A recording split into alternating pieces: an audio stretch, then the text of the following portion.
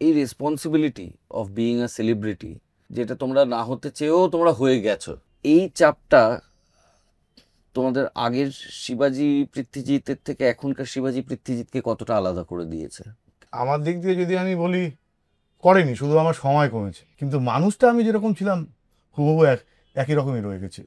এবং আমি সেটা অন স্ক্রিন অফ স্ক্রিন, আমি এবং শিবাজি দুজনেই কিন্তু ওই একই রকম। তোমাদের স্কুলটা কোথায় ছিল? আমাদের সোদপুর হাই স্কুল, আচ্ছা, 1853 সালে স্থাপিত হয়েছিল, কাজে একটা প্রাচীন স্কুল আর কি। আর আমার ক্ষেত্রে না, সেরকমভাবে কিছু চেঞ্জ হয়নি, যা আমি আগে ছিলাম তাই আছি, সেটাই বললাম। এবার সময়টা অনেক কমেছে, গল্পের বই পড়তে পারি না, সিনেমা দেখতে পারি না, হ্যাঁ এগুলো একটা সমস্যা। গান শুনতে পারি না, গান শুনতে আমি বড্ড ভালোবাসি, তো সেটাও খুব কম হয়। ঘুমাতে পারি না, ঘুমাতেও বড্ড ভালোবাসি, সেটাও কম হয়। আমি না মেন্টালিও সাংঘাতিক অ্যাক্টিভ, জানো তো, মানে এটা ও জানে, ও যেমনি মাইন্ড অফ করে দেয়।